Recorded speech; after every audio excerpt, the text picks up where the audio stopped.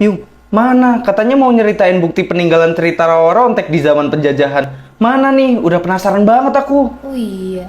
Oke, aku ceritain ya. Jadi bukti peninggalannya itu adalah makam gantung di Blitar. Dulu ada seseorang yang bernama Eyang Joyodikdo. Beliau ini lahir di Jogja.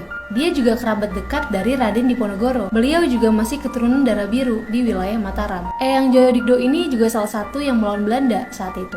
Katanya nih, Belanda tuh sebenarnya udah sering nangkep Eyang Joyodikdo. Tapi Eyang ini tuh katanya bisa tiba-tiba ada di tempat lain, di tengah masyarakat. Dan Eyang Joyodikdo ini juga katanya udah sering sebenarnya dieksekusi. Dan jasadnya tuh udah dibuang sama Belanda. Tapi nanti, Eyang ini tuh hidup lagi tanpa diketahui sama company. Eyang ini tuh emang punya ilmu Rawa-Rontek yang dia dapat pas si Eyang ini masih kecil. Jadi dulu beliau ini melakukan tirakat dan dia juga berguru nih ke beberapa tempat. Eyang ini dikasih ajian Pancasona sama gurunya untuk memperkuat diri juga dalam pertahanan saat di medan perang. Nah, ajaran-ajaran itu yang ngebuat Eyang ini jadi susah untuk dikalahkan. Bahkan kalau Eyang Joyodikdo ini terluka, beliau ini bisa sembuh dalam waktu sekejap. Sampai saat itu tuh sebenarnya Belanda tuh kewalahan ngadepin Eyang Joyodikdo. Akhirnya Belanda ini mengakui kekalahannya ke Eyang Joyodikdo.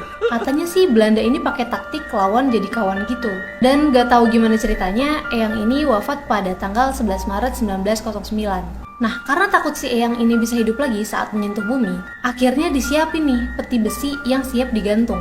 Dan petinya ini disanggah pakai 4 tiang besi di atasnya. Nah, karena bentuk pemakaman Eyang Joyodikdo ini digantung, disebutlah makam tersebut jadi makam gantung. Wah, gokil, keren.